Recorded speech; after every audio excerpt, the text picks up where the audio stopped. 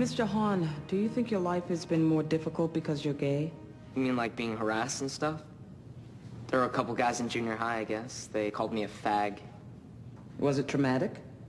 No, they were pretty sad cases, actually. So you don't think you've been damaged by being alive? No. No, that whole non-existence thing is really overrated. Your witness. Were you nervous when you first told your parents you were gay? I guess. You were afraid they'd reject you, weren't you? Objection, argumentative. Sustained. Julian, you love football. Am I right? No, I'm not a sports kind of guy. Really? Well, you played in the Pan Pacific Football League from, let me see. From 2020 to 2025, between 5 and 11 years old. That's a lot of years for a non-sports guy. Well, I mean, my dad just kind of signed me up for it. Well, why? Did he think you were a sports kind of guy? He didn't. He wanted you to play anyway. He wanted you to be different than you are. It wasn't like that. But you knew that he wanted you to play football. You knew that he wanted you to be that kind of guy, so you pretended.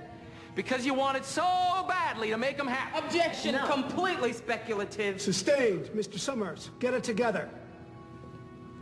So after you stopped pretending and you came out and you acknowledged that you were gay, did you find that your father was completely comfortable with you? A little stilted, a little awkward? A little forced? I don't know. Talk about your personal life? Sex? Who you dating? There's a lot of personal stuff you two don't talk about. You can't talk about. Think that's the kind of relationship he wanted to have with his son? Objection, speculative. Withdraw the question. Have you ever felt like you were a disappointment to your father? Ever? Even occasionally?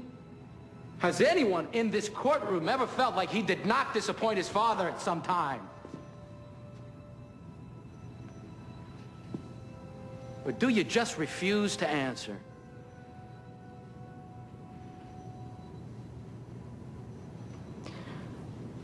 Yeah.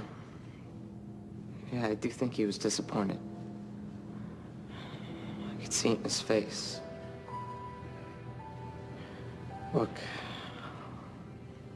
let's be honest. I mean, I know I'm not the kind of son you would have expected.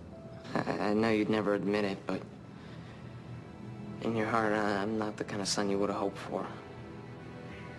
I mean, you make the best of it, and you're cool.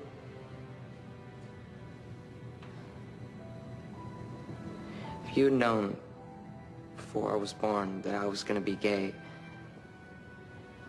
you would have picked a different kid. Look me in the eye and tell me you wouldn't have picked someone else.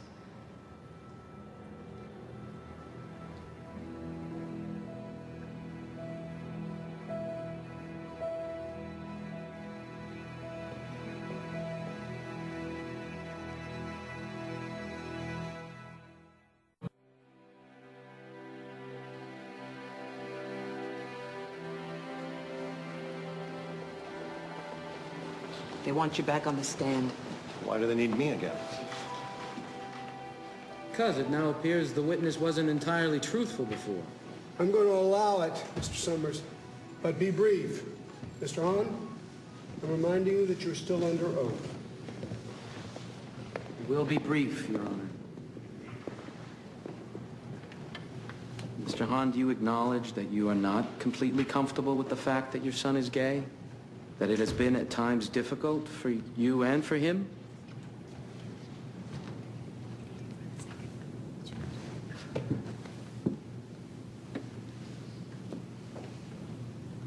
Yes. Thank you. I have nothing further. As I said, Your Honor, brief. Mr. Hahn, is it possible that if Dr. Bresak had given you accurate test results, you would have chosen not to have Julian?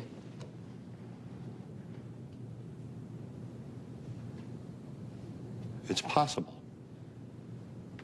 But I would have been wrong. Because a list of characteristics can't measure your child. Why, George? Why can't a list of characteristics measure your child? Because it wouldn't have shown how great his laugh is. Or how he taught me to love roller coasters. Or how he sat up with me all night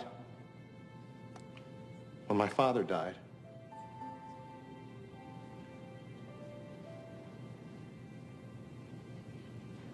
You made us get a lizard. You made me look at a raindrop under a microscope. You made me take you camping on the beach. And that night, it must have been 3 in the morning. Neither of us could sleep. We walked out and stood in the ocean, looking at the moon. And it was about as happy as I can ever remember being.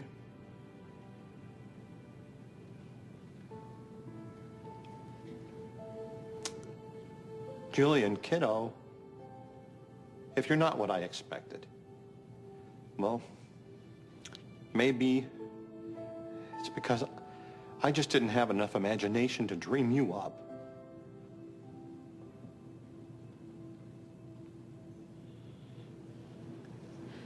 So, you would not say that you've been damaged by the experience of having Julian for a son? Damage, no. You made me grow. I'm still working on it, I admit it. But I'm still growing.